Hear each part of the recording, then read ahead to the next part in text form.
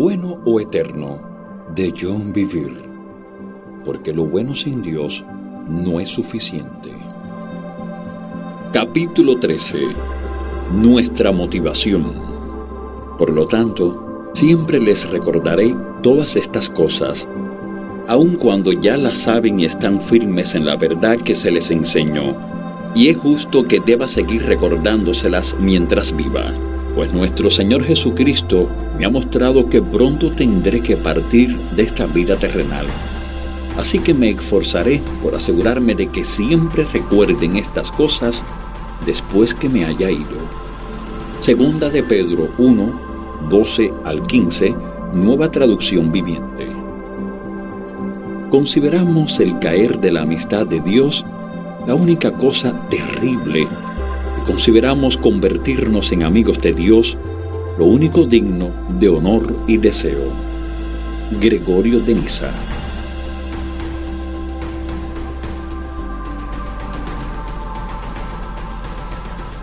El llamado a vivir en santidad no es una sugerencia o recomendación. No es algo que nos esforzamos por conseguir, pero que siendo realistas es inalcanzable. Es un mandato y se espera que lo obedezcamos. El apóstol Pedro dejó claro que la reiteración de verdades críticas y mandatos que hizo nuestro Señor Jesucristo es vitalmente importante.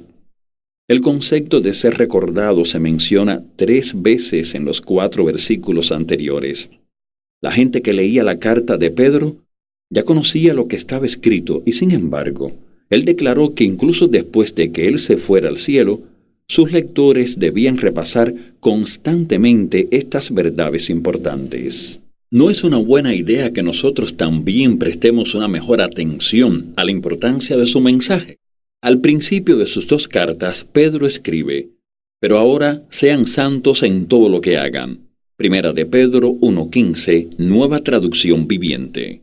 2 frases de mandato se encuentran frecuentemente en las Escrituras: deberían ser y deben ser.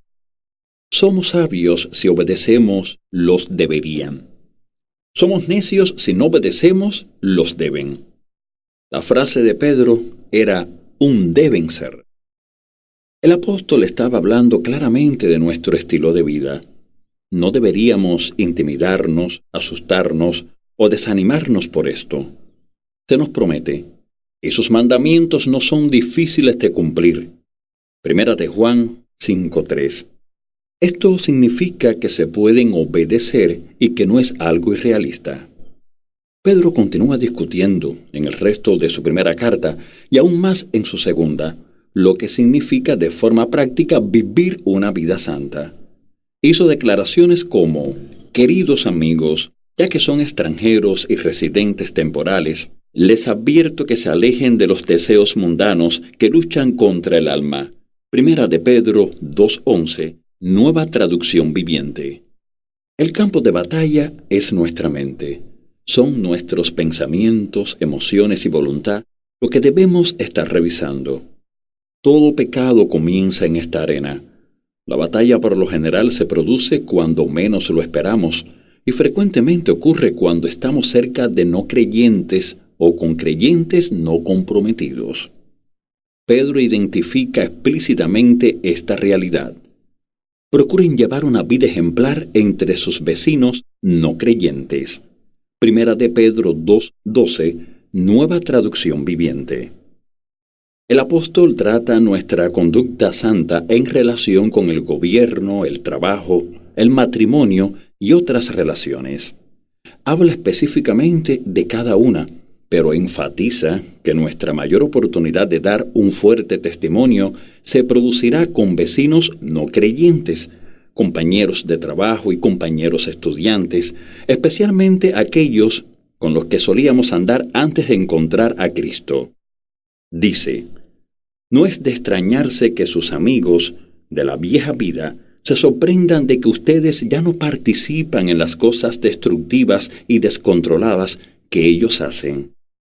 Por eso los calumnian, pero recuerden que ellos tendrán que enfrentarse con Dios. Primera de Pedro 4:4 y 5, nueva traducción viviente. Al comienzo de su segunda carta, Pedro nos manda: esfuércense por comprobar si realmente forman parte de los que Dios ha llamado y elegido. Hagan estas cosas y nunca caerán. Segunda de Pedro 1:10, Nueva Traducción Viviente. Las cosas que tenemos que practicar para demostrar nuestra autenticidad incluyen la excelencia moral, autocontrol, paciencia, resistencia, bondad, amabilidad y amor. Estos son los frutos de la gracia que desarrollamos por la fe. Si hacemos estas cosas, Dios les dará un gran recibimiento en el reino eterno de nuestro Señor y Salvador Jesucristo. Versículo 11. Pedro además advierte de los maestros que se levantarán, los cuales les enseñarán con astucia herejías destructivas. Segunda de Pedro 2:1, Nueva Traducción Viviente. Atraerán una gran audiencia. Habrá muchos que seguirán sus malas enseñanzas y su vergonzosa inmoralidad. Versículo 2.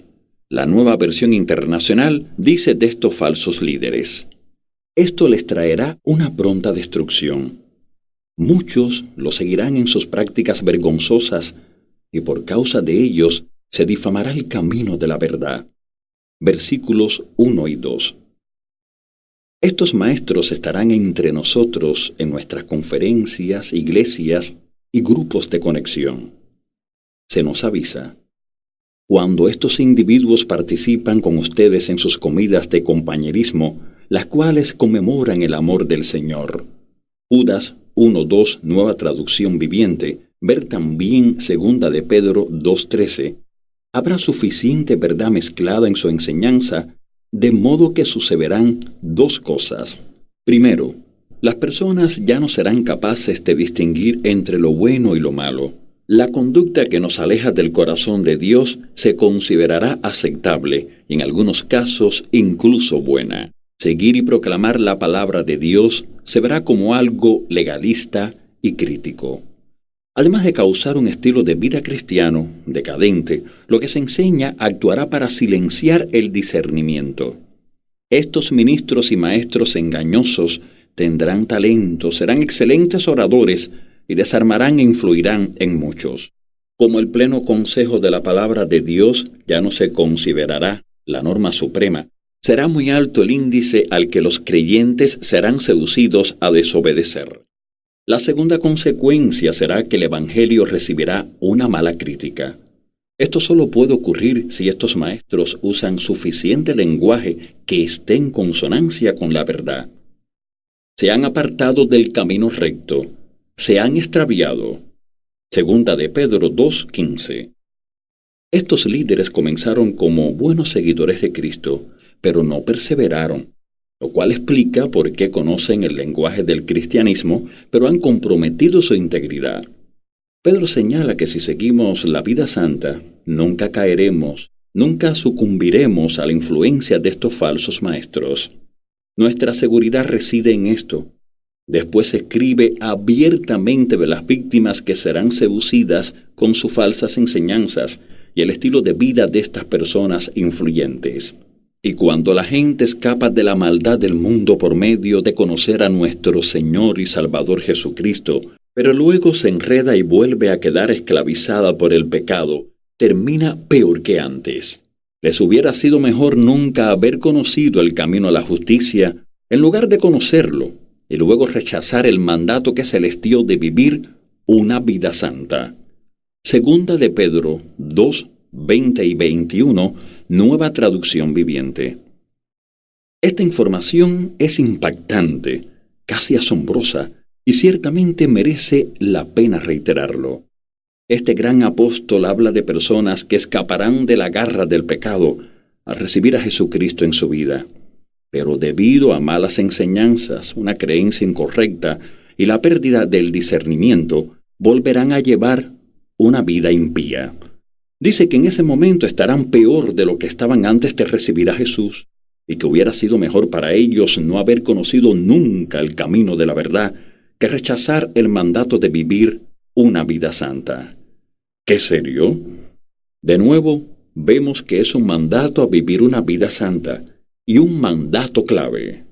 Dos fuerzas invencibles. Los mandatos del Señor no son difíciles de cumplir debido a que nuestra nueva naturaleza, unida al empoderamiento de la gracia, nos permite cumplirlos. Pero seamos realistas. Puede que tengamos esta capacidad, pero ¿qué nos motiva a cumplir el mandato de vivir una vida santa en el fragor de la batalla?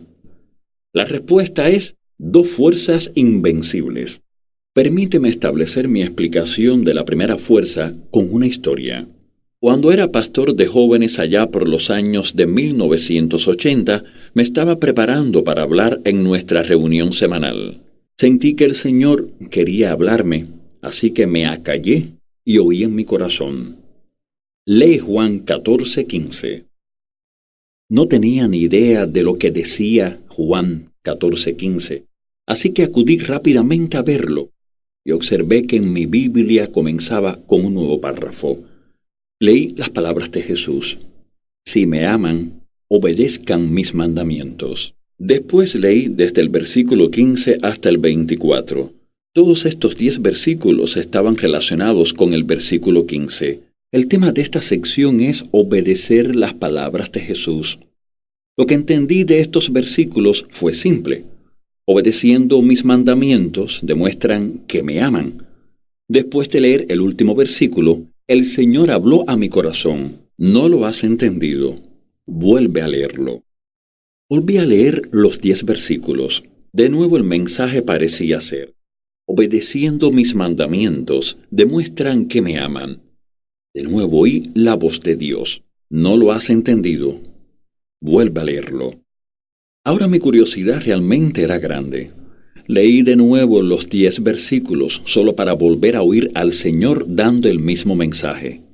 Léelo otra vez. Después que eso sucediera 7 u 8 veces, mi frustración aumentó. Decidí reducir el paso y leer estos 10 versículos a paso de caracol. Leía, sí, después me paraba, lo decía en voz alta y pensaba en ello. Después pasaba a la siguiente palabra, y repetía el mismo proceso. Seguí así hasta el final del versículo, lo cual me llevó mucho tiempo. Tras 15 minutos aproximadamente, terminé finalmente los 10 versículos e inmediatamente oí decir al Espíritu: ¿no lo has entendido? Vuelve a leerlo. Exasperado clamé: Señor, por favor, perdona mi ignorancia. Debo ser estúpido. Abre mis ojos para ver lo que tú estás diciendo. Después leí de nuevo el versículo 15. Si me aman, obedezcan mis mandamientos. Observé que había un asterisco junto a la palabra obedezcan. Fui a la nota de referencia al margen de mi Biblia y leí que la traducción más exacta sería obedecerán. Tras sustituir esta palabra en el lugar de la palabra obedezcan, el versículo ahora decía: si me aman, obedecerán mis mandamientos. Cuando lo leí así, se produjo una explosión dentro de mí. Ahora lo veía. Entonces oí decir a Dios: John, no estaba diciendo que si obedeces mis mandamientos demostrarás que me amas. Yo ya sé si me amas o no. Estaba diciendo que si te enamoras locamente de mí, te sentirás motivado a obedecer mis mandamientos. Mi entendimiento original había sido legalista. La nueva perspectiva tenía que ver más con una relación de amor, que es la clave para la motivación. Amor apasionado. Permíteme ilustrarlo. ¿Alguna vez te has enamorado? Cuando yo estaba comprometido con mi esposa Lisa, estaba locamente enamorado de ella. Ella estaba constantemente en mi mente. Hacía cualquier cosa para pasar tiempo con ella. Recuerdo una ocasión en que estuvimos juntos durante horas. Finalmente le dije adiós, pero Lisa me llamó poco después y me dijo: John, te dejaste tu chaqueta en mi casa. Me emocioné de habérmela olvidado porque eso me daba la oportunidad de verla otra vez. Respondí: bueno, imagino que tendré que volver a buscarla. Ambos nos reímos. Eso nos llevó a pasar varias horas más juntos. Si Lisa necesitaba algo sin importar la inconveniencia, lo conseguía para ella si era posible. Si me hubiera llamado en mitad de la noche y dicho: cariño, quiero un cono de helado, yo le habría respondido, ¿de qué sabor? Estaré ahí en 5 minutos. Habría hecho cualquier cosa por cumplir cualquier deseo que ella tuviera o cualquier petición que me hiciera. Este es el punto esencial. Tu deseo era para mí un agradable mandato. Debido a mi intenso amor por Lisa, era un gozo hacer cualquier cosa que ella deseara. Lo que ella pedía nunca era fatigoso. Yo no respondía a sus deseos para demostrar que la amaba. Lo hacía porque estaba enamorado de ella. Esto ilustra lo que Jesús estaba diciendo. Debido a un intenso amor por Él, encontramos nuestro deleite cumpliendo sus deseos. Su palabra no es restrictiva o fatigosa, sino es nuestra pasión que nos consume. Avancemos unos pocos años en mi matrimonio, me involucré mucho en la obra del ministerio y sin darme cuenta mi amor por Lisa comenzó a desvanecerse. Ahora el deseo de Lisa ya no era mi mandato. A menudo era un inconveniente y a veces era fatigoso. Tenía una actitud totalmente distinta al servirla. Ya no lo hacía con emoción como sucedía cuando estábamos comprometidos. Ya no era, ¿de qué sabor? Estaré ahí enseguida. Era, ¿en serio, cariño? Tengo muchas cosas que hacer. No buscaba oportunidades de pasar tiempo con ella. Pasaba tiempo con ella porque era lo correcto. Mi nueva pasión era mi trabajo. Escucha lo que Jesús le dice a una iglesia. Yo conozco tus obras y tu arduo trabajo y paciencia, pero tengo contra ti que has dejado tu primer amor. Recuerda, por tanto, de dónde has caído y arrepiéntete y haz las primeras obras. Apocalipsis 2, 4 y 5, Reina Valera revisada, 1960. Vuelve a leer la frase de Jesús. Yo conozco tus obras. Has caído, arrepiéntete y haz las primeras obras. Se habla aquí de dos obras distintas. Las primeras obras fueron motivadas por el amor apasionado de la iglesia por Jesús, algo no distinto a mi actitud ¿de qué sabor? Estaré ahí en 5 minutos. Ahora las obras de la iglesia eran por obligación, no distinto a cuando dije, ¿en serio, cariño? Tengo muchas cosas que hacer. Con respecto a Jesús se traduce de esta forma. Cuando nos enamoramos por primera vez, estábamos muy emocionados de hacer cualquier cosa por Él. Ahora la pasión se ha desvanecido. La obediencia se ha convertido en una obligación. ¿Cómo reparamos esta falla? Pasamos más tiempo con Él en la palabra, en oración y en adoración. Dirigimos nuestros pensamientos hacia Él, no solo en la iglesia o durante nuestro devocional de la mañana, sino continuamente reconociendo su presencia durante nuestro día. También deberíamos pedirle al Espíritu Santo, nuestro constante compañero, que llene nuestros corazones de nuevo con el amor de Dios diariamente. Ver Romanos 5:5. No puedes amar a Dios demasiado, solo añadirá pasión a tu vida. Nunca lo olvides. El amor jamás dejará de existir. Primera de Corintios 13:8. Temor santo. La otra fuerza motivadora es el temor santo. Es la virtud que cita Pablo específicamente para mantenernos en el camino santo. Amados míos, puesto que tenemos tales promesas, limpiémonos de toda contaminación de carne y de espíritu, y perfeccionémonos en la santidad y en el temor de Dios.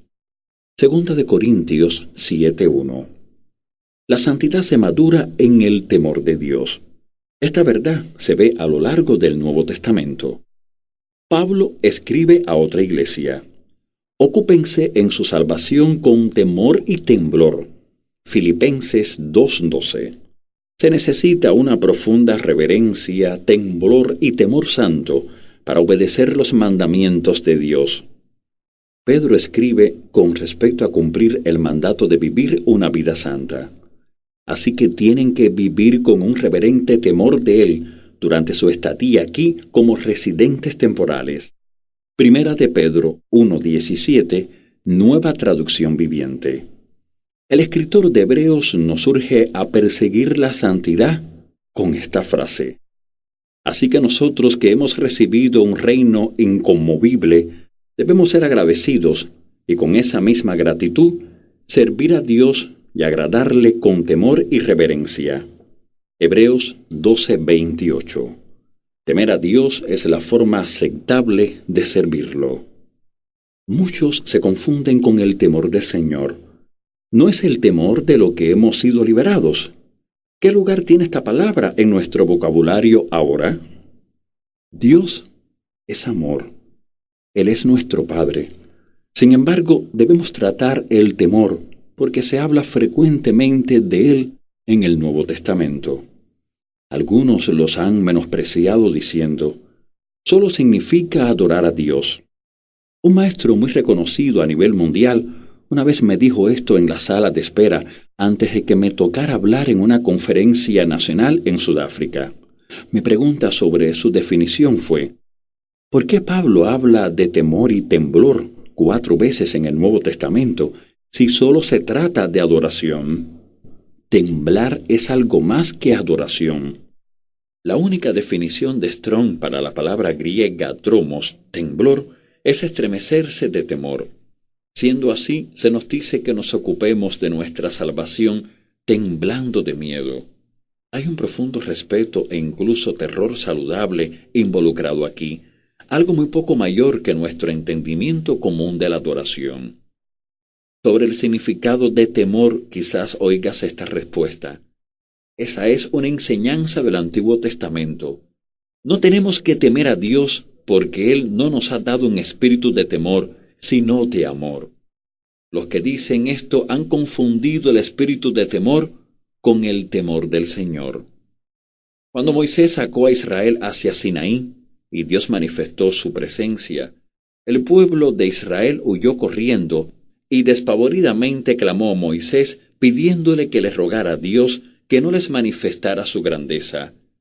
Escucha la respuesta de Moisés a Israel.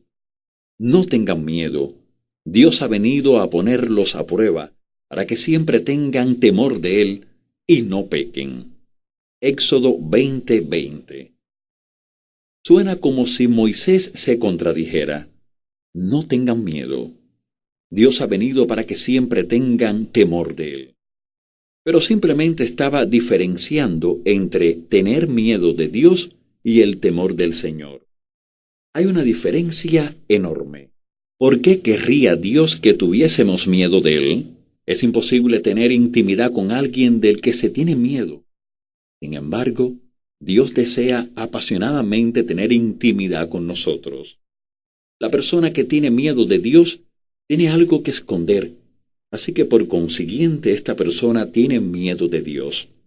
Lo primero que hicieron Adán y Eva después de pecar contra Dios fue esconderse de su presencia. Ver Génesis 3:8. Por otro lado, la persona que teme a Dios no tiene nada que esconder.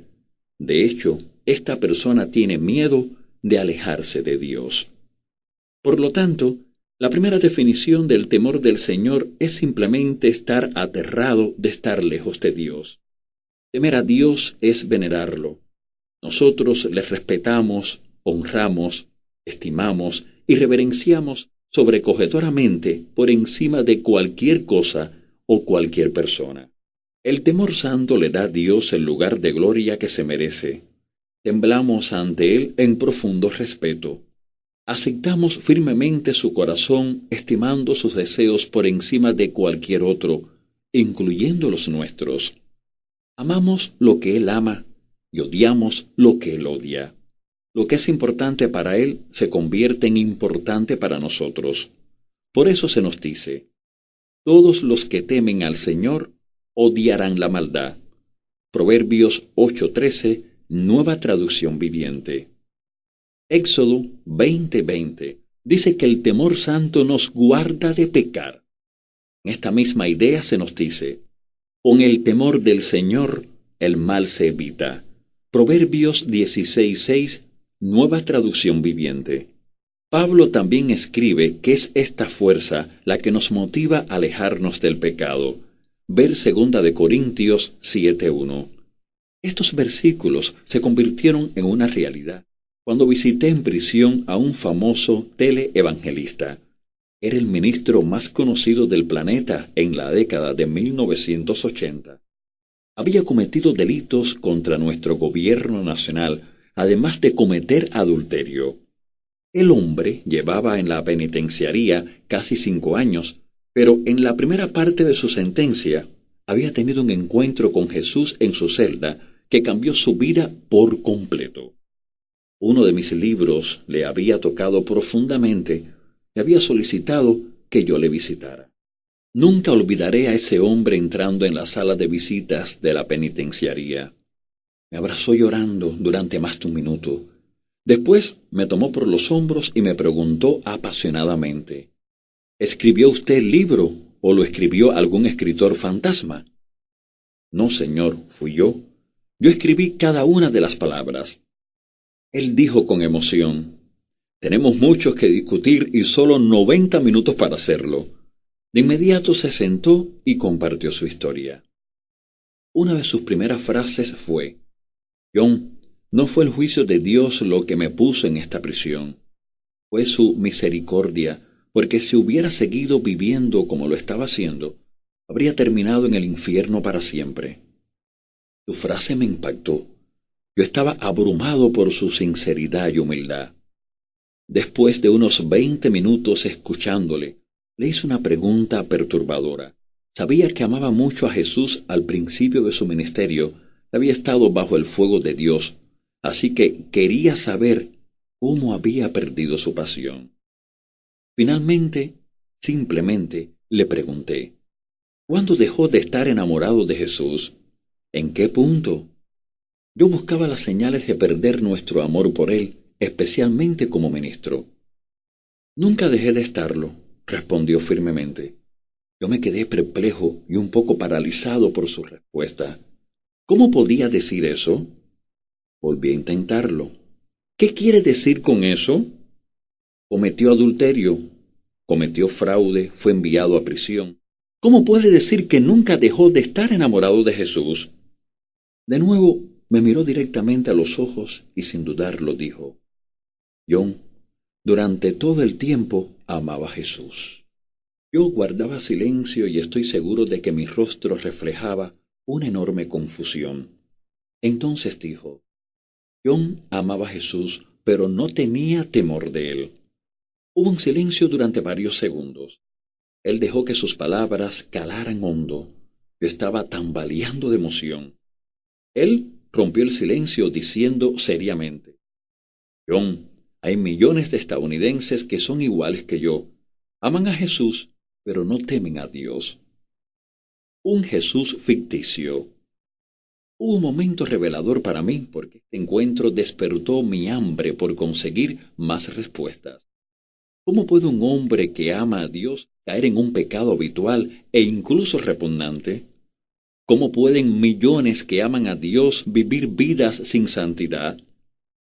Adoran, están activos en sus iglesias locales y se apasionan con las cosas de Dios. Sin embargo, son promiscuos, están atados a la pornografía, mienten repetidamente, beben en exceso, se divorcian sin razón bíblica alguna. Y esta lista es corta. Aman a Jesús como le pasaba a este hombre. Entonces, ¿por qué no están obedeciendo sus palabras? Jesús dijo que si le amábamos, tendríamos la fuerza para obedecerle. ¿Qué sucedía entonces? Podría ser que profesan amar a alguien o a quien realmente no conocen. ¿Podría este teleevangelista y las masas de las que él hablaba haber creado una imagen de Jesús que en realidad no es el verdadero Jesús? ¿Podría ser este Jesús ficticio el que en verdad da a su naturaleza carnal lo que desea? Piensen esto. Hay muchos en nuestra nación que tienen fotos con atletas y celebridades de Hollywood. Sus nombres son comunes en nuestros hogares y los medios han dado a conocer sus vidas mediante numerosas entrevistas en televisión y artículos de periódicos y revistas. Oigo a los admiradores hablar como si esas celebridades fueran amigos íntimos. He visto a personas a quienes les han afectado emocionalmente los problemas matrimoniales de estas personas e incluso les duele cuando llega la tragedia, como si ellos fueran parte de la familia. Sin embargo, si estos seguidores llegaran a encontrarse con sus amigos famosos por la calle, ni siquiera les dirigirían la mirada. Si fueran lo suficientemente valientes para detener a sus amigos, quizás verían que la verdadera persona es muy distinta a la imagen que tienen de él o de ella. En resumen, es una relación ficticia. Israel hizo esto después de su éxodo de Egipto. Cuando Moisés fue al monte, lejos del pueblo, durante 40 días y noches, Dios estuvo callado, no para Moisés, sino para el pueblo. En este tiempo de silencio, Aarón y los líderes que estaban lejos de la presencia de Dios comenzaron a crear un Dios que acomodara libremente sus deseos y apetitos carnales. Yo no vi algo importante en esta historia durante años por no leer hebreo. Aarón llamó al becerro que creó YHVH o Jehová, que es el nombre correcto de Dios. Ver Éxodo 32:5. Aparte de este incidente, YHVH no se usa para un dios falso o ídolo en ningún otro lugar de la Biblia. El nombre es tan sagrado que los escritores hebreos no podían escribir las vocales. Lo escribiríamos y pronunciaríamos Yahvé. No fue solo Aarón. El pueblo reconoció a este becerro declarando: Israel, estos son los dioses, Elohim, que te sacaron de Egipto. Ver Éxodo 3:4-8. Esta palabra hebrea se usa 32 veces solo en Génesis 1. El primer versículo de la Biblia dice: Dios, Elohim, en el principio, creó los cielos y la tierra. A diferencia de Yahvé, aproximadamente el 90% de las veces esta palabra se usa para el Dios Todopoderoso. El otro 10% de las veces se usa para describir a un Dios falso. Como Aarón identificó al becerro como Yahweh, podemos suponer con seguridad que el pueblo estaba hablando del mismo modo. Por lo tanto, esta es la cuestión importante. Toda la nación reconoció que Yahvé les había salvado, librado de la esclavitud y provisto para ellos. Sin embargo, habían creado un Yahvé ficticio, no bastante distinto al verdadero que estaba en el monte con Moisés. Se nos dice: el principio de la sabiduría es el temor al Señor. Proverbios 1:7. Una buena pregunta para hacer sería: ¿qué sabiduría? No puede ser la sabiduría bíblica, porque los fariseos y maestros de la ley eran expertos en las Escrituras, pero estaban lejos de la presencia de Dios y no le eran agradables. Así pues, ¿qué sabiduría debemos tener? Nuestra respuesta se encuentra en Proverbios 2:5. Temer al Señor y hallarás el conocimiento de Dios. Permíteme decirlo así. Mediante el temor adecuado llegarás a conocer a Dios íntimamente. Conocerás al Dios verdadero, al verdadero Jesús, no a uno ficticio. Pablo reprende a los corintios diciendo: ustedes soportan de buena gana todo lo que cualquiera les dice, aun si les predican a un Jesús diferente del que nosotros predicamos. Segunda de Corintios 11:4, Nueva Traducción Viviente. Este famoso televangelista, junto a muchos otros a los que él hacía referencia, no amaba al Jesús inequívoco que está a la diestra de Dios. En su lugar, aman a un Jesús ficticio, uno que ignora e incluso permite el estilo de vida que ellos desean. O bien nunca le han conocido verdaderamente o se han desviado en su relación. En el último caso, no es distinto de los dos amigos que se apartaron al ir por caminos distintos, solo para descubrir años después que son muy diferentes a como eran antes. Amar a un Jesús ficticio no nos da el poder para obedecer las palabras que habla el verdadero Jesucristo. En esencia, es difícil amar verdaderamente a alguien a quien no se conoce. Sin el temor santo del Señor no podemos conocer a Dios en verdad. Moisés le conocía íntimamente. La voz de Dios y sus caminos eran claros para él. Israel solo conocía a Dios mediante sus actos, por la forma en que respondía a sus oraciones. Para Israel, la voz de Dios era un trueno. A Moisés se le permitió estar cerca de su presencia. A Israel se le dijo que regresara a sus tiendas y jugara a la iglesia. Ver Deuteronomio 5:29-30. ¿Cómo obtenemos un temor santo? Nuestra pregunta más importante entonces sería, ¿cómo recibimos el temor santo de Dios? Simplemente pidiéndolo, pero debemos hacerlo con sinceridad. Jesús dice, pues si ustedes que son malos saben dar cosas buenas a sus hijos, ¿cuánto más el Padre Celestial dará el Espíritu Santo a quienes se los pidan? Lucas 11:13. Quizás pregunte, ¿no está hablando Jesús del Espíritu Santo y no del temor del Señor? Escucha lo que dice Isaías sobre Jesús y el Espíritu Santo. Una vara saldrá del tronco de Isaí, un vástago retoñará de sus raíces. Sobre él reposará el Espíritu del Señor, el Espíritu de sabiduría y de inteligencia, el Espíritu de consejo y de poder, el Espíritu de conocimiento, de temor del Señor. Su deleite será temer al Señor. Isaías 11, 1-3. La característica final del Espíritu de Dios, enumerada aquí, es el espíritu de temor del Señor. Personalmente creo que es el aspecto más importante que deberíamos pedir. Hay dos razones por las que creo esto. En primer lugar, se nos dice que el temor del Señor es el principio de la sabiduría, consejo, entendimiento y conocimiento. Ver Salmos 111:10, Proverbios 1:7, Proverbios 8:9. En segundo lugar, y el más convincente, el temor del Señor es el deleite de Jesús. ¿Acaso su deleite no debería ser también el nuestro? De hecho, se nos dice que Jesús fue escuchado debido a su temor santo. Ver Hebreos 5:7. Una cosa es orar y otra cosa es ser escuchado. Tanto el temor del Señor como el amor de Dios son derivados de ser lleno de su Espíritu, porque Pablo escribe, porque Dios ha derramado su amor en nuestro corazón por el Espíritu Santo que nos ha dado. Romanos 5:5.